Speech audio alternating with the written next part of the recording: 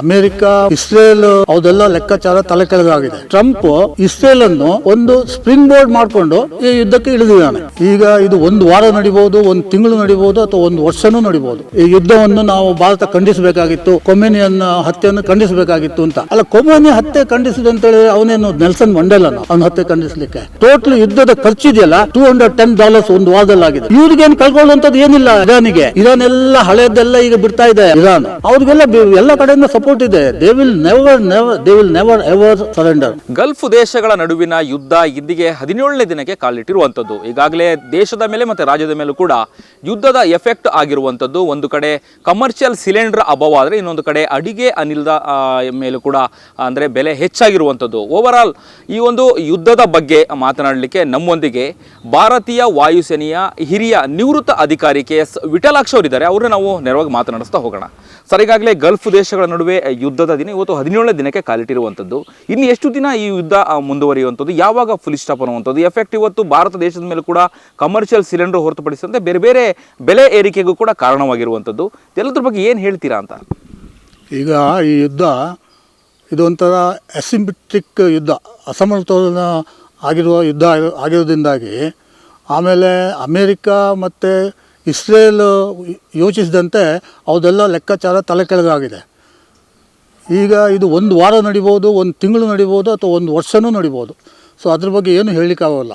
Because it's all depends upon Iran ಅಷ್ಟು ಸುಲಭವಾಗಿ ಬಿಟ್ಕೊಡೋದಿಲ್ಲ. So ಅದರಿಂದಾಗಿ ಯುದ್ಧ ನಾವು ಇಷ್ಟೇ ಕಾಲ ನಡಿಬೋದು ಅಂತ ಹೇಳಲಿಕ್ಕಾಗೋದಿಲ್ಲ. ಅದ್ರ ಬಗ್ಗೆ ಸ್ಪಷ್ಟನೆ ನೀಡಲಿಕ್ಕೆ ಯಾರಿಗೂ ಸಾಧ್ಯ ಇಲ್ಲ. Even Trump himself he doesn't know when he want to exist the war and he is not able to do it. That is the problem. ಹಾಗಾಗಿ ಈ ಯುದ್ಧ ನೋಡಿ, ಈ ಅಮೇರಿಕ ಬೇರೆ ಕಾರಣ, ಇಸ್ರೇಲಿಗೆ ಬೇರೆ ಕಾರಣ ಇದೆ. ಆಮೇಲೆ ಟ್ರಂಪ್ ಇಸ್ರೇಲನ್ನು ಒಂದು ಸ್ಪ್ರಿಂಗ್ ಬೋರ್ಡ್ ಮಾಡಿಕೊಂಡು ಈ ಯುದ್ಧಕ್ಕೆ ಇಳಿದಿದ್ದಾನೆ. ಅವನಿಗೆ ಬಲಗೈ ಬಂಟ ಇದ್ದಂಗೆ ಅವನು, ಯಾರು ನಿತ್ಯಾನು ನೋಡಿ. October 7, 2500 ಜನ ಇದು ಮಾಡಿದ್ದಕ್ಕೆ 77,000 ಜನ ಕೊಂದ ಅವನು. ಯಾರು ಕೇಳೋದಿಲ್ಲ. ಇವನ್ ಈಸ್ ಆ್ಯಕ್ಚುಲಿ ಅದೊಂಥರ ಹಲ್ಲಿಲ್ಲದ ಹಾವು ಥರ ಆಗಿದೆ ಇವನು. ಹಾಗಾಗಿ ಯುದ್ಧದ ಬಗ್ಗೆ ಈಗ ಏನು ಹೇಳಲಿಕ್ಕಾಗೋದಿಲ್ಲ. ಅಲ್ಲ, ಈಗಾಗಲೇ ಏನು ಯುದ್ಧದ ಎಫೆಕ್ಟು ಕಮರ್ಷಿಯಲ್ ಸಿಲಿಂಡರ್ ಮೇಲೂ ಕೂಡ ಬಿದ್ದಿರುವಂಥದ್ದು.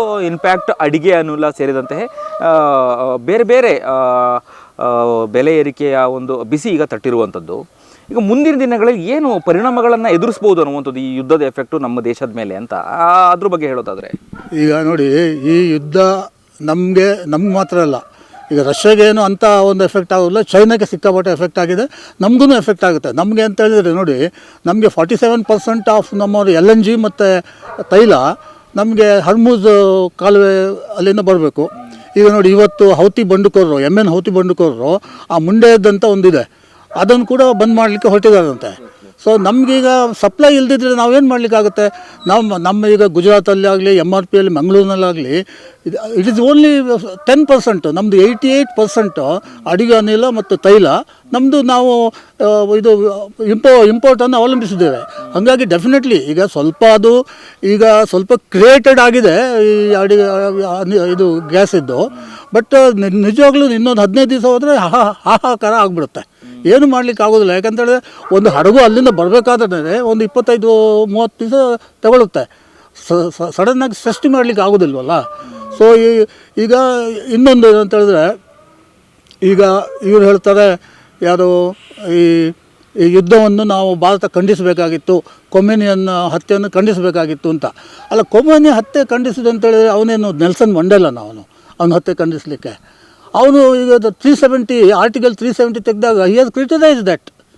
ಸೊ ನಾವು ನೋಡಿ, ನಾವು ವೆರಿ ಬ್ಯಾಲೆನ್ಸ್ಡ್ ಕ್ಯಾಲ್ಕುಲೇಟೆಡ್ ಹೆಜ್ಜೆ ಇಡ್ತಾ ಇದ್ದೀವಿ. ಅದ್ರ ಬಗ್ಗೆ ನಾವು ಯಾರೇ ಪ್ರೈಮ್ ಮಿನಿಸ್ಟರ್ ಇದ್ರೂ ಕೂಡ ನಾವು ಈಗ ಇನ್ನೊಂದು ಯಾರಾದರೂ ಮಾತು ಕೇಳೋರಿಗೆ ಆದರೂ ಹೇಳ್ಬೋದು. ನಾವು ಮಾತು ಕೇಳ್ತಿದ್ದವರಿಗೆ ನಾವೇನು ಹೇಳಲಿಕ್ಕಾಗುತ್ತೆ? ಇಬ್ಬರು ಗುಂಡಗಳು ಫೈಟ್ ಮಾಡ್ತಾ ಇದ್ದರೆ ಮೂರನೇ ಒಂದು ಬಿಡಿಸ್ಲಿಕ್ಕೆ ಹೋದರೆ ಅವನಿಗೆ ಚಾಕು ಹಾಕ್ತಾರೆ. ಹಾಗಾಗಿರ್ಬೇಕಾದ್ರೆ ನಮ್ಮದು ಇದೆಯಲ್ಲ, ನಮ್ಮದು ಕ್ಯಾಲ್ಕುಲೇಟೆಡ್ ಆ್ಯಂಡ್ ವೆರಿ ಮೆಜರ್ಡ್ ಮೌನ ಅಂತಲೇ ನಾನು ಹೇಳ್ತೀನಿ. ಅದರಲ್ಲೇನು I am not going to criticise either Modi or government of India. ಅಲ್ಲ, ಈಗ ಯುದ್ಧವನ್ನು ಎದುರಿಸುವಂತಹ ಶಕ್ತಿ ಇರಾನಿಗೆ ಇದೆಯಾ? ಒಂದು ವೇಳೆ ಏನಾದರೂ ಆರ್ಥಿಕ ಸಂಕಷ್ಟ ಏನಾದರೂ ಎದುರಾದರೆ ಇರಾನ್ ಯಾವ ರೀತಿಯಾಗಿ ಅದನ್ನು ಸರಿಪಡಿಸ್ಕೊಳ್ಬೋದು? ಆ ಶಕ್ತಿ ಇದೆಯಾ ಅನ್ನುವಂಥದ್ದು ನೋಡಿ. ಇರಾನ್ ಇದೆಯಲ್ಲ, ಅದು ನಿಗೂಢ ದೇಶ. ಅದು ನಿಗೂಢ ದೇಶ. ಇದು ನಮ್ಮ ಇದು ಭೂಲೋಕದಲ್ಲೇ ಅದು 4ನೇ ಅಥವಾ 5ನೇ ಬಹುದೊಡ್ಡ ದೇಶ. ಅದರಲ್ಲಿ ವಿಸ್ತಾರವಾದ ಲ್ಯಾಂಡು ಇದೆ, ಆಮೇಲೆ ಭಯಂಕರ ಕಣಿವೆಗಳು ಕೂಡ ಇದೆ. ಸೊ ಈ 1913ರಲ್ಲಿ ಫಸ್ಟ್ ಟೈಮ್ ಅಲ್ಲಿ ತೈಲ ಪತ್ತೆ ಆಯಿತು. ಆವಾಗ ಇದು ಲಂಡನ್ ಕಂಪನಿಗಳೆಲ್ಲ ಬಂದು ಆಮೇಲೆ ಅಮೇರಿಕವನ್ನು ಸೇರ್ಕೊಂಡ್ಬಿಡ್ತು. ಆಮೇಲೆ ಶಾ ಇದ್ನಲ್ಲ, ಶಾ ಮಾತು ಅಮೇರಿಕ ಮಾತನ್ನು ಕೇಳ್ದಿದ್ದಾಗ ಅವನನ್ನು 1979ರಲ್ಲಿ ಅವನನ್ನು ಕೆಳಗಿಡಿಸಿ ಈಗಿರೋ ಕೊಮೋನಿಯನ್ನು ಅಮೇರಿಕನೇ ತಂದಿರೋದು. ಈಗ ಅಮೇರಿಕ ಏನು ಹೇಳ್ತಾ ಇದೆ ಅಂದರೆ ಅಲ್ಲಿ ನ್ಯೂಕ್ಲಿಯರ್ ಇದೆ. 1953ರಲ್ಲಿ ಅಮೇರಿಕನೇ ಅಲ್ಲಿ ನ್ಯೂಕ್ಲಿಯರ್ ಲ್ಯಾಬೊರೇಟ್ರಿ ಸ್ಟಾರ್ಟ್ ಮಾಡಿದ್ದು, ನ್ಯೂಕ್ಲಿಯರ್ ಮೆಡಿಸಿನ್ ಸ್ಟಾರ್ಟ್ ಮಾಡಿದ್ದು ಅಮೇರಿಕನೇ ಸ್ಟಾರ್ಟ್ ಮಾಡಿದ್ದು. ಈಗ ಒಂದು ಜೋಕ್ ಇದೆ, ಈಗ ನೀವು ಇದು ಇರಾನ್ ಮೇಲೆ ಯಾಕಪ್ಪ ಬಾಂಬ್ ಹಾಕಿದ್ದೀಯ ಅಂತ ಹೇಳಿದ್ರೆ ಟ್ರಂಪ್ ಹೇಳ್ತಾನಂತೆ, ಇಲ್ಲ ಅವ್ರ ಹತ್ರ ಇದು ನ್ಯೂಕ್ಲಿಯರ್ ಬಾಂಬ್ ಇದೆ ಅಂತ ಒಂದು ಸುದ್ದಿ ಇದೆ ಅಂತ. ಮತ್ತು ನಾರ್ತ್ ಕೊರಿಯಾ ಮೇಲೆ ಯಾಕೆ ಹಾಕಿಲ್ಲ ಅಂದರೆ, ಇಲ್ಲ ಅವ್ರ ಹತ್ರ ಆಲ್ರೆಡಿ ಇದೆಯಲ್ಲ, ನಾವು ಯಾಕೆ ಹಾಕಬೇಕು ಅಂತ, ಆ ಥರ. ಸೊ ಅಂಥ ಒಂದು ಹುಚ್ಚಾಟ ಅವನು ಹುಚ್ಚಾಟ ಇದೆಯಲ್ಲ, ಅದು ಇಡೀ ನಮ್ಮ ಅವನು ಟ್ರಂಪಿದ್ದು ಇದೆಯಲ್ಲ ವೆಸ್ಟರ್ನ್ ಹೆಮಿಸ್ಫಿಯರ್, ಅದನ್ನು ಕಂಟ್ರೋಲ್ ತೊಗೊಳ್ಬೇಕಂತ ಅವನ ಐಡಿಯಾ. ವೆಸ್ಟರ್ನ್ ಹೆಮಿಸ್ಫಿಯರ್ ನನ್ನ ಕಂಟ್ರೋಲ್ ಇರಬೇಕು. ಆ ವೆನಿಜುವಲ್ಗೆ ಏನು ಮಾಡಿದ್ರು ನೋಡಿ, ಆ ವೆನಿಜುವಲ್ದು ನೀವು ಅದನ್ನು ಕೇಳಲಿಕ್ಕಿಲ್ಲ, 9 ತಿಂಗಳು CIA ಅಲ್ಲಿ ಕೆಲಸ ಮಾಡಿದ್ದಾರೆ. ಅಲ್ಲಿರುವ military first circle, second circle, third circle ಅವನ್ನೆಲ್ಲ ಒಂದು ವಾರದ ಮೊದಲೇ ಅವರಿಗೆಲ್ಲ $1 ಮಿಲಿಯನ್ ಕೊಟ್ಟು ಬೇರೆ ಕಡೆ ಕಳಿಸಿ, ಇವನನ್ನು ಕಿಡ್ನಾಪ್ ಮಾಡಿದ ಕೂಡಲೇ ಉಳಿದವನು ಕೂಡ ಅವರು ಬೇರೆ ಕಡೆ ಸ್ಥಳಾಂತರಿಸಿ ಅವ್ರು ಚೆನ್ನಾಗಿರುವಂಗೆ ನೋಡ್ಕೊಂಡಿದ್ದಾರೆ. ಈಗ ಲಿಬಿಯಾ ಗಡ್ಡಾಫಿಯನ್ನು ಹಾಗೆ ಮಾಡಿದರು. ಯಾರು ಇವರು ಮಾತು ಕೇಳೋದಿಲ್ಲ. 1974ನಲ್ಲಿ ಹೆನ್ರಿ ಕಿಸ್ಸಿಂಜರ್ ಹೇಳಿದ್ದು, ನೋಡ್ರಪ್ಪ ನಿಮ್ಮದೆಲ್ಲ ಡಾಲರ್ನಲ್ಲೇ ನೀವು ವ್ಯವಹರಿಸಿ, ಆಮೇಲೆ ನಿಮಗೆ ನಾವು ಪ್ರೊಟೆಕ್ಷನ್ ಕೊಡ್ತೀವಿ ಅಂತ. ಸೊ ಇವರು ಹೌದು, ನೀವು ಪ್ರೊಟೆಕ್ಷನ್ ಕೊಡ್ತೀರಾ ನೀವು ಗಲ್ಫ್ ಕಂಟ್ರಿಗೆ. ಸೊ ಇರಾನು ಅವರಿಗೆ ತಕ್ಕ ಪಾಠ ಕಳಿಸಿದೆ, ಅವ್ರದ್ದೆಲ್ಲ ಭಾಳ ಕಟ್ ಮಾಡಿದ್ದಾರೆ. ಈಗ ಅಮೇರಿಕಾಗೆ ಏನಾಗಿದೆ, even retired generals, retired professors, ಆಮೇಲೆ ಈಗಿರೋ professor they are condemning Trump for what use. ಈಗ ಇನ್ನೊಂದೇನಂತ ಹೇಳಿದ್ರೆ, ಈಗ ನೋಡಿ ಎಷ್ಟೋ ಜನ ಅಮೇರಿಕನ್ ಸೈನಿಕರು ಹತರಾದರು ಯುದ್ಧದಲ್ಲಿ. ಈಗ ನಮ್ಮ ದೇಶಕ್ಕೆ ಯಾರಾದರೂ ಆಕ್ರಮಣ ಮಾಡಿದರೆ, ಈಗ ನಾವು ಕೂಡ ಏರ್ಫೋರ್ಸ್ನಲ್ಲಿ ಇದ್ದೀವಿ, ನಮ್ಮ ಪ್ರಾಣ ತ್ಯಾಗ ನಮಗೆ ಬೇಜಾರಿಲ್ಲ. ಯಾವುದೋ ಕಮರ್ಷಿಯಲ್ ಪರ್ಪಸ್ಸಿಗೆ. ಇನ್ನೊಂದು ನೋಡಿ, ಅಮೇರಿಕದ ಪ್ರೆಸಿಡೆಂಟ್ಸು ಬರಾಕ್ ಒಬಾಮಾ ಬಿಟ್ಟರೆ ಎಲ್ಲ ಪ್ರೆಸಿಡೆಂಟು ಅವರು MNC CEOs ಆಗಿದ್ದವರು. They do it for economic reason, not for any country. ಅವರೇನು ಅಮೇರಿಕ ಉದ್ಧಾರ ಮಾಡ್ಲಿಕ್ಕೆ ಮಾಡ್ತಾ ಇಲ್ಲ, ಓನ್ಲಿ ಫಾರ್ ಇಕಾನಮಿಕ್ ರೀಸನ್. $1 ಇದೆಯಲ್ಲ, ಡಿ-ಡಾಲರೈಸೇಷನ್ ಆಗಬಾರ್ದು ಅಂತ ಅವ್ರು ಮಾಡ್ತಾ ಇರೋದು. ಈ ನಿಕೋಲಸ್ ಮದುರೆ, ಅವನು ವೆನೆಜುವೆಲಾದ president, he was about to join BRICS ಒಂದು ವೇಳೆ ಅವನು ಜಾಯ್ನ್ ಆಗಿಬಿಟ್ಟಿದ್ರೆ ಕಂಪ್ಲೀಟ್ ಅಮೇರಿಕದ ಆರ್ಥಿಕತೆಯೇ ನೆಲಕಚ್ಚಿಬಿಡುತ್ತೆ. ಯಾಕಂತ ಹೇಳಿದ್ರೆ 43% of the global population in the BRICS, 42% of the GDP is in BRICS. ಹಂಗಾಗಿರ್ಬೇಕಾದ್ರೆ ಈ ಯುದ್ಧ ಅವನಿಗೆ ಅಗತ್ಯ ಇತ್ತ? ಎಲ್ರಿಗೂ ಎಫೆಕ್ಟ್ ಆಗ್ತದೆ. Everybody is being affected in this war. Okay, ಒಂದಷ್ಟು ಸಾವು ನೋವುಗಳು ನೀವು ಹೇಳ್ತಾ ಇದ್ರಿ. ಅಮೆರಿಕದಲ್ಲಿ ಒಂದಷ್ಟು ವಿರೋಧನ ಕೂಡ ವ್ಯಕ್ತಪಡಿಸಿದ್ರು. ಅಂದರೆ ಇರಾನ್ ಮೇಲೆ ಯಾಕೆ ದಾಳಿ ಮಾಡ್ತೀರಾ ಅನ್ನುವಂಥದ್ದನ್ನು ಅಲ್ಲಿಯ ಕೆಲವೊಂದು ಹಿರಿಯ ಸೇನಾಧಿಕಾರಿಗಳು ಅದನ್ನು ಆಪೋಸಿಟ್ ಮಾಡಿದ್ರು. ಒಂದು ಪ್ರಶ್ನೆ ಏನು ಅಂತ ಹೇಳಿದ್ರೆ, ಚೈನಾ ಮತ್ತು ರಷ್ಯಾ ಸುಮ್ಮನೆ ಇರುತ್ತಾ, ಏನಾದರೂ ಎಂಟ್ರಿ ಆಗುವುದಾ ಇದಕ್ಕೆ, ಅಥವಾ ಯಾಕೆ ಸೈಲೆಂಟಾಗಿ ಇದೆ ಅನ್ನುವಂಥದ್ದು ಅಂತ? ನೋಡಿ, ರಷ್ಯಾ ಇದೆಯಲ್ಲ, ಅದು ಈ ಉಕ್ರೇನ್ ವಾರಿಂದಾಗಿ ಸುಸ್ತಾಗ್ಬಿಟ್ಟಿದೆ Russia. So Russia, we may not expect any reaction from Russia, but China is affected. 47% of China's energy needs are coming from Hormuz. ಆಮೇಲೆ ಇನ್ನೊಂದೇನು ಗೊತ್ತಾ, ದೀಸ್ ಬೋತ್ ಆರ್ ಆಲ್, ಇವರೆಲ್ಲ ಇದು ದುರಹಂಕಾರಿಗಳು ಮತ್ತು ಸಾಮ್ರಾಜ್ಯ ವಿಸ್ತರಣೆ ಮಾಡುವಂಥದ್ದು. ಅಮೇರಿಕ ಯುದ್ಧ ಟೈಮ್ನಲ್ಲಿ ಮಾಡ್ತಾ ಇದೆ. ಚೈನಾ ಏನು ಮಾಡ್ತಾ ಇದೆ ಅಂತ ಹೇಳಿದ್ರೆ, ಈ ಬೆಲ್ಟ್ ಆ್ಯಂಡ್ ರೋಡ್ ಮಾಡಿಬಿಟ್ಟು ಈ ಆಫ್ರಿಕನ್ ಕಂಟ್ರೀಸು, ಆಮೇಲೆ ನಾರ್ತ್ ಅಮೇರಿಕನ್ ಕಂಟ್ರೀಸನ್ನು ಅವರಿಗೆಲ್ಲ ಈ ಸಾಲದ ಹೊರೆ ಮಾಡಿ ಅಲ್ಲಿ ಬಂದರುಗಳನ್ನು ಅಭಿವೃದ್ಧಿಪಡಿಸಿ, ಬಂದರಿನ ಸಾಲ ಅವ್ರಿಗೆ ಕಟ್ಟಲಿಕ್ಕಾಗದ ಬಂದರನ್ನು ವಶಪಡಿಸ್ಕೊಳ್ತಾ ಇದೆ. ಚೈನಾ ಏನು ಸುಮ್ಮನೆ ಕೂತ್ಕೊಳ್ತಾ ಇಲ್ಲ. ಚೈನಾ ಇದನ್ನೆಲ್ಲ ಬಿಟ್ಬಿಟ್ಟು is very intelligent way is playing China ಇದೆಯಲ್ಲ. ಹಂಗಾಗಿ ಚೈನಾ ನಾವು ಬ್ಲೇಮ್ ಮಾಡಲಿಕ್ಕಾಗಲ್ಲ. They have not even condemned also. ಏನೋ ಒಂದು 2 ಮಾತು ಹೇಳಿದ್ದಾನೆ. ಈ ಸ್ಪೇನ್ ಪ್ರೈಮ್ ಮಿನಿಸ್ಟರ್ ಬಿಟ್ಟರೆ ಬೇರೆ ಯಾರೂ ಕಂಡೆಮ್ ಮಾಡಿಲ್ಲ. ಒಬ್ಬ ಕಂಡೆಮ್ ಮಾಡಿದ್ದು ಈ ಯುದ್ಧವನ್ನು, ಅದು ಸ್ಪೇನ್ ಅಷ್ಟೇ. ಉಳಿದೋದು ಯಾರು nobody has guts to criticise or condemn. Okay, ಅಂದರೆ ಭಾರತೀಯ ವಾಯುಸೇನೆಯ ಹಿರಿಯ ಅಧಿಕಾರಿಗಳು ನೀವು, ಹಾಗಾಗಿ ನೀವು ಪ್ರಶ್ನೆ ಕೇಳಲೇಬೇಕು.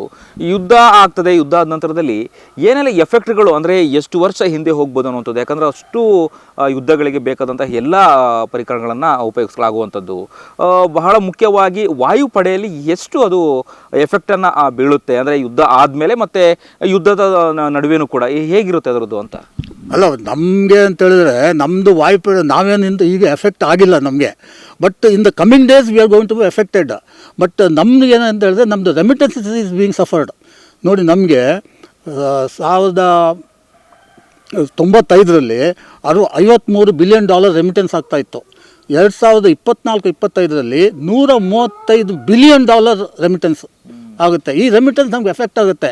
ಈ 135 billion dollar gross domestic product ಅಂತ ಇದೆಯಲ್ಲ, ಅದರದ್ದು 3.5%, ಏನು ಸಣ್ಣ ಅಮೌಂಟ್ ಅಲ್ಲ ಅದು. 3.5% ನಮ್ಮದು ಬ್ಯಾಲೆನ್ಸ್ ಆಫ್ ಪೇಮೆಂಟ್ ಎಫೆಕ್ಟ್ ಆಗುತ್ತೆ, ನಮ್ಮದು ಅಕೌಂಟ್ಸ್ ಡೆಫಿಸಿಟ್ ಆಗುತ್ತೆ. ಎಷ್ಟು 1 ಕೋಟಿ ಜನ ಇದ್ದಾರೆ ಗಲ್ಫ್ ಕಂಟ್ರಿಯಲ್ಲಿ, 1 ಕೋಟಿ ಜನ. ಈಗ ಅಮೇರಿಕಾ ತಿಳಿದಂಗೆ ಏನು 4 ದಿವಸ ನೋಡಿ, ಅಮೇರಿಕಕ್ಕೆ ಯುದ್ಧ ಆರಂಭವಾದ 24 ಗಂಟೆಯಲ್ಲಿ $779 ಮಿಲಿಯನ್, 779 ಬಿಲಿಯನ್, ಬಿಲಿಯನ್ ಡಾಲರ್ಸ್ ಖರ್ಚಾಗಿದೆ. 779 ಒಂದು ವಾರಕ್ಕೆ ಅವರಿಗೆ $5 ಬಿಲಿಯನ್ ಖರ್ಚಾಗುತ್ತೆ. ಟೋಟಲ್ ಯುದ್ಧದ ಖರ್ಚಿದೆಯಲ್ಲ $210 ಒಂದು ವಾರದಲ್ಲಾಗಿದೆ, $210. ಇವ್ರಿಗೇನು ಕಳ್ಕೊಳ್ಳುವಂಥದ್ದು ಏನಿಲ್ಲ. ಯಾರಿಗೆ? ಇರಾನಿಗೆ. ಇರಾನ್ ಎಲ್ಲ ಹಳೆಯದೆಲ್ಲ ಈಗ ಬಿಡ್ತಾ ಇದೆ, ಅವ್ರದ್ದೆಲ್ಲ ಹೊಸತು ಇನ್ನೂ ಒಳಗೆ ಇದೆ.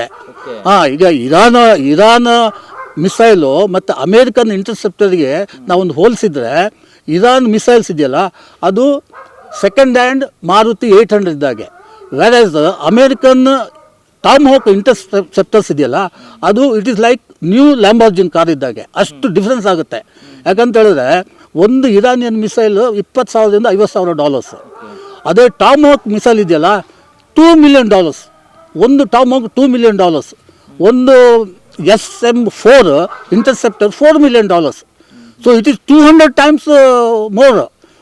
ಅವರದ್ದು ಬತ್ತಳಿಕೆಯಲ್ಲಿ, ಅಮೇರಿಕದ ಬತ್ತಳಿಕೆಯಲ್ಲಿ ಖಾಲಿ ಆಗ್ತಾ ಇದೆ. They can not withstand this war. But ನೀವು ಆ ಫೈನಾನ್ಷಿಯಲ್ ಎಫೆಕ್ಟ್ ಎಷ್ಟಾಯ್ತು ನೋಡಿ ಅವರಿಗೆ. ಆಮೇಲೆ ಇವನಿಗೇನು ಖರ್ಚು ಮಾಡ್ತಾ, ಅವನು ಕೈಯಿಂದ 1 ಪೈಸೆ ಖರ್ಚು ಮಾಡ್ತಾ ಇಲ್ಲ ನಿತ್ಯಾನು. ಯಾವ್ದಾದ್ರು ಇವು ಸಪ್ಲೈ ಮಾಡೋದು, ಅವನಲ್ಲಿ ಡೆಲಿವರಿ ಮಾಡೋದು ಅಷ್ಟೇ. ಓಕೆ, ಈಗ ಯುದ್ಧ ನಿಲ್ಲಬೇಕು, ಸ್ಟಾಪ್ ಆಗಬೇಕು ಅಂತ ಹೇಳಿದ್ರೆ ಯಾರು ಎಲ್ಲಿ, ಅಂದರೆ ಯಾರು ಮಧ್ಯವಹಿಸಿ, ಅಂದರೆ ಓಕೆ ಯುದ್ಧನ ಸ್ಟಾಪ್ ಮಾಡಿ ಈ ಥರದ್ದು ಹೇಳುವಂಥದ್ದು ಯಾವ ದೇಶನೂ ಕೂಡ ಮುಂದಾಗಿಲ್ಲ. ಯಾಕೆ ಅನ್ನೋದು ಕೂಡ ಗೊತ್ತಿಲ್ಲ. ಯಾರ ಮಾತು ಕೇಳಲ್ಲ ಅಂತನ, ಅಥವಾ ಹೇಗೆ, ಇನ್ನು ಎಷ್ಟು ದಿನ ಮುಂದುವರಿಯುತ್ತೆ? ಇನ್ಫ್ಯಾಕ್ಟ್ ಈಗ 17ನೇ ದಿನಕ್ಕೆ ಕಾಲಿಟ್ಟಿರುವಂಥದ್ದು ಇವತ್ತು, ಇನ್ನು ಎಷ್ಟು ದಿನ ಮುಂದುವರಿಯುತ್ತೆ ಅನ್ನುವಂಥದ್ದು. ಯಾಕಂದರೆ ಈಗಾಗಲೇ ಭಾರತ ದೇಶದ ಮೇಲೆ ಕೂಡ ಪರಿಣಾಮ ಬೀಳಲ್ಲ ಅಂತೇಳಿ ಹೇಳಲಾಗಿತ್ತು, ಆದರೆ ದೇಶದ ಮೇಲೆ, ರಾಜ್ಯದ ಮೇಲೂ ಕೂಡ ಪರಿಣಾಮ ಬಿದ್ದಿರುವಂಥದ್ದು. ಇಲ್ಲ, ಯುದ್ಧ ಈಗ ನೋಡಿ ಅಂಥ ಸ್ಟೇಚರ್ ಲೀಡರ್ಸು ಈಗ ಯಾರೂ ಇಲ್ಲ. ಚೈನಾ ನೋಡಿ, ಚೈನಾ ಸುಮ್ಮನೆ ಇಟ್ ಡಸಂಟ್ ಫಿಂಗರ್. ನಮಗೆ ಇದು ಅಗತ್ಯ ಇಲ್ಲ, ಏನು ಬೇಕಾದ್ರೆ ಮಾಡ್ಕೊಂಡು ಹೋಗಲಿ, ನಮ್ಮದು ಎನರ್ಜಿ ನೀಡ್ಸ್ ನಾವು ಬೇರೆ ಕಡೆಯಿಂದ ತಗೊಳ್ತೀವಿ ಅಂತ. ಮೋದಿ ಮಾತನ್ನು ಅಷ್ಟಾಗಿ ಟ್ರಂಪ್ ಕೇಳುವ ಇಲ್ಲ. ಈಗ ನೋಡಿ, ಯುದ್ಧದ ಕಾಲದಲ್ಲೇ ಮೋದಿಯವರು ಇದಕ್ಕೆ ಹೋದರು, ಇಸ್ರೇಲಿಗೆ ಹೋದರು. Netanyahu is got a point, plus point ಆಯಿತು ಅವರಿಗೆ. He addressed KNST also. He had a very next day that is an attack. ಅದು ಕೂಡ ಏನು ಗೊತ್ತಾ, ದುರದೃಷ್ಟಕರ ಏನಂತ ಹೇಳಿದ್ರೆ, ಈ ಇದು ಪೀಸ್ ಮಾತುಕತೆ ನಡೀತಾ ಇತ್ತು, ಆ ನಡೀೋ ಟೈಮ್ನಲ್ಲೇ ಅಟ್ಯಾಕ್ ಮಾಡಿದರು. ತಪ್ಪಲ್ವ ಅದು? ಈಗ ಒಂದು ಸಣ್ಣ ದೇಶಕ್ಕೆ ನೀವು ಈ ಥರ ಅಟ್ಯಾಕ್ ಮಾಡಿದ್ರೆ ಅವ್ರು ಬಿಡ್ತಾರೆ? ಅವರು ಅಲ್ಲ, ಪ್ರತೀಕಾರ ತೀರ್ಸ್ಕೊಳ್ಳುತ್ತೆ ಇರಾನ್, ಬಿಡಲ್ಲ ಅಂತನಾ, ಅಥವಾ ಇಷ್ಟಕ್ಕೆ ಬಿಡಲ್ಲ, ಇನ್ನೂ ಕೂಡ ಯುದ್ಧ ಮುಂದುವರಿಸುತ್ತೆ ಇರಾನ್ ಅಂತ, ಅಥವಾ ಹೇಗೆ? ಡೆಫಿನೆಟ್ಲಿ ಇರಾನ್ ಪ್ರಾಕ್ಸಿ ಇದ್ದಾರಲ್ಲ, ಈಗ MN ಹೌತೀಸು, ಲೆಬನಾನ್ ಹೆಜ್ಬುಲ್ಲಾ, ಆಮೇಲೆ ಹಮಾಸ್, ಅವ್ರಿಗೆಲ್ಲ ಎಲ್ಲ ಕಡೆಯಿಂದ ಸಪೋರ್ಟ್ ಇದೆ. They will never ever surrender, I will tell you. Iran ಅದು ಏನು ಗೊತ್ತಾ, ಇಟ್ ಇಸ್ ಗಾಟ್, ಈಗ ಅದು ಇಸ್ಲಾಮಿಕ್ ಕಂಟ್ರಿ ಆಗದೇ ಇದ್ದಿದ್ರೆ it is one of the brightest. ಇದು ಪರ್ಷಿಯನ್ಸ್ ನೋಡಿ, ನಮ್ಮಲ್ಲಿಗೆ ಕೆಲವು ಪರ್ಷಿಯನ್ಸ್ ಆ ಟೈಮ್ನಲ್ಲಿ ಬಂದರು. ಈಗ Homi Bhabha is a Persian, Tatas they are Persian, they are very intelligent people. Because of this theocratic, because of this radical ಮೆಂಟಾಲಿಟಿಯಿಂದ ಅದು ಗ್ರೋತ್ ಕಮ್ಮಿ ಆಗಿದೆ. ಆ ಶಾ ಆಫ್ ಇರಾನ್ ಇರಬೇಕಾದ್ರೆ ಇರಾನ್ದು ಇದಿತ್ತಲ್ಲ ಕರೆನ್ಸಿ 70, ಈಗ 2014ನಲ್ಲಿ ಅದು 1,40,40,000ಕ್ಕೆ. ನಮಗೆ ಈಗ ಎಷ್ಟಿದೆ ಗೊತ್ತಾ, ಇಟ್ಸ್ ಇನ್ ಮಿಲಿಯನ್ಸ್. 1.5 ಮಿಲಿಯನ್ಸು. ಅವರಿಗೆ ಇನ್ಫ್ಲೇಷನ್ ತಡ್ಕೊಳ್ಳಿಕ್ಕೆ ಆಗ್ತಾ ಇಲ್ಲ. ನಮ್ದು ಈಗ ಇಂಡಿಯಾದ ರುಪಿ ಕೂಡ ನಿನ್ನೆ 92.46 ಇಂಡಿಯಾ ರುಪಿ. ಈ ಯುದ್ಧ ಇದೆ ಆದರೆ ಇನ್ನು ನಮ್ಮದು ಮೋರ್ ದೆನ್ 100ಗೆ ಹೋಗುತ್ತೆ ನಮ್ಮದು ಡಾಲರ್ ಎದುರುಗಡೆ. So we will be hit and we will not be able to sustain this energy needs. ಅದೊಂದು ನಮಗೆ ಒಂದು ಆತಂಕಕಾರಿ ಹಾಗೂ ಕಳವಳಕಾರಿಯಾದ ವಿಷಯ. ಓಕೆ, ಅಂದರೆ ಯುದ್ಧ ನಡಿಬೇಕು ಅಂತೇಳಿ ಯಾರು ಕೂಡ ಬಯಸಲ್ಲ. ಈ ಯುದ್ಧದಲ್ಲಿ ಸಾಕಷ್ಟು ನೋವುಗಳಾಗಿದೆ, ಅಂದರೆ ಬಿಲ್ಡಿಂಗ್ಗಳು ಎಲ್ಲ ಹಾನಿಗಳಾಗಿರುವಂಥದ್ದು. ಈಗ 17 ದಿನಕ್ಕೆ ಕಾಲಿಟ್ಟಿರುವಂಥ ಎಷ್ಟು ವರ್ಷ ಹಿಂದೋದಂಗೆ ಆಯಿತು? ಇಸ್ರೇಲ್ ಆಗಿರ್ಬೋದು, ಅಮೇರಿಕಾ ಅಥವಾ ಇರಾನ್ ದೇಶಗಳಿಗೆ ಎಷ್ಟು ಎಫೆಕ್ಟ್ ಆಯಿತು ಅಂತ? ಇರಾನ್ ಅಂತೂ ಅದೊಂದು 30-40 ಇಯರ್ಸ್ ಹಿಂದೆ ಹೋಗಿದೆ. ಈಗ ಗಾಜಾದಲ್ಲಿ ರಬ್ಬಲ್ಸ್ ಇದೆಯಲ್ಲ, ಆ ರಬ್ಬಲ್ಸು ಅದನ್ನು ಕ್ಲಿಯರ್ ಮಾಡಲಿಕ್ಕೆ ಎಷ್ಟೋ ಮಿಲಿಯನ್ ಟನ್ಸ್ ಆಫ್ ರಬ್ಬಲ್ಸ್ ಕ್ಲಿಯರ್ ಮಾಡಲಿಕ್ಕೆ 15 ವರ್ಷ ಬೇಕಂತೆ. ಸೊ ಹಂಗಾಗಿರ್ಬೇಕು. ಇದು ನಥಿಂಗ್ ಬಟ್ ಡಿಸ್ಟ್ರಕ್ಷನ್ ಅಷ್ಟೇ, ನಥಿಂಗ್ ಬಟ್ ಡಿಸ್ಟ್ರಕ್ಷನ್ನು. ಈಗ ನಾವು ಪುರಾಣದಲ್ಲೆಲ್ಲ ಕೇಳ್ತೀವಲ್ಲ, ಅದೇ ಥರ ಇವರಿಗೆ they don't have A proper ಒಂದು ಲೀಗಲೈಸ್ಡ್ ಒಂದು ಕಾರಣ ಇಲ್ಲ ಯುದ್ಧ ಮಾಡಲಿಕ್ಕೆ. ಅವ್ರು ತಮ್ಮ ಸುಪ್ರೀಮೆಸಿ ತೋರಿಸ್ಬೇಕು, ವೆಸ್ಟರ್ನ್ ಹೆಮಿಸ್ಫಿಯರ್ ನನ್ನ ಕಂಟ್ರೋಲ್ ಇರಬೇಕು ಅಂತ ಅವನು. ಉಳಿದವರು they are not that active ಅಂಥ ಲೀಡರ್ಸ್ ಯಾರೂ ಇಲ್ಲ. ಈಗ ಇರೋದಂತ ಹೇಳಿದ್ರೆ ರಷ್ಯಾ, ಚೈನಾ ಮತ್ತು ಇಂಡಿಯಾ. ಸೊ ನಾವು ನಮ್ಮದು ಮೊದಲಿಂದಲ್ಲ ಇದು ಪಂಚಶೀಲ ನಮ್ಮದು ಮೊದಲಿಂದ. ಅದೇ ಥರ ನಾವು ಅದನ್ನು ಇದು ಮಾಡ್ಕೊಂಡು ಬಂದಿದ್ದೀವಿ. ನೋಡಿ, ನಮ್ಮ ಮನೆ ಅಂಗಳದಲ್ಲೇ ಒಂದು ಇರಾನ್ ನಮ್ಮ ಗೆಸ್ಟಾಗಿ ಬಂದಿದ್ದರು. ಆ ಒಂದು ಯುದ್ಧ ನೌಕೆಯನ್ನು ಹೊಡೆದುಡಿಸಿದ್ರು ಶ್ರೀಲಂಕಾ ಇದರಲ್ಲಿ. ಆಮೇಲೆ ನಮ್ಮದು ಒಂದು ನಮಗೆ ಇಂಡಿಯಾಕ್ಕೆ ಒಂದು ಥೈಲ್ಯಾಂಡ್ ಮೂಲದ ಅದು ಇಂಡಿಯಾಕ್ಕೆ ಬರ್ತಾ ಇತ್ತು, ಅದು ಹೊರ್ಮುಜಲ್ಲಿ ಅದನ್ನು ಉಳಿಸಿದ್ರು. ಅದಕ್ಕೂ ಅದಕ್ಕೊಂದು ಕಮೆಂಟ್ ಮಾಡ್ಬೋದಿತ್ತು. ಬಟ್ ನಾವು ಮೊದಲೇ ಕಮೆಂಟ್ ಮಾಡಿಲ್ಲ, ಈಗ ಕಮೆಂಟ್ ಮಾಡಲಿ ಯಾಕೆ ಕೆಟ್ಟವರಾಗಬೇಕು ಅಂತ ಮೋದಿ ಅವರ ಒಂದು ಅಭಿಪ್ರಾಯ ಅಷ್ಟೇ. ಇದಿಷ್ಟು ಭಾರತೀಯ ವಾಯುಸೇನೆಯ ನಿವೃತ್ತ ಹಿರಿಯ ಅಧಿಕಾರಿಯಾದಂತಹ KS ವಿಠಲಾಕ್ಷ ಅವರ ಆ ಮಾತುಗಳಾಗಿತ್ತು. ಕ್ಯಾಮ್ರಾ ಪರ್ಸನ್ ಅಭಿಲಾಷ್ ಜೊತೆ ಅಭಿಜಿತ್ ಗಣೇಶ್, ಕರ್ನಾಟಕ ಟಿವಿ, ಬೆಂಗಳೂರು. ನೀವು ಸಣ್ಣ ಆಗ್ಬೇಕಲ್ವಾ? ಅದು ಒಂದು ಉತ್ತಮ ಆಹಾರದಿಂದ ಸಣ್ಣ ಆಗ್ಬೇಕಲ್ವಾ? ಪ್ರತಿದಿನ ನಮ್ಮ ಜೀನಿ ಸ್ಲಿಮ್ನ ಯೂಸ್ ಮಾಡಿ ಯಾವುದೇ ಸೈಡ್ ಎಫೆಕ್ಟ್ ಇಲ್ದಂಗೆ ನೀವು ಸಣ್ಣ ಆಗ್ತೀರಾ.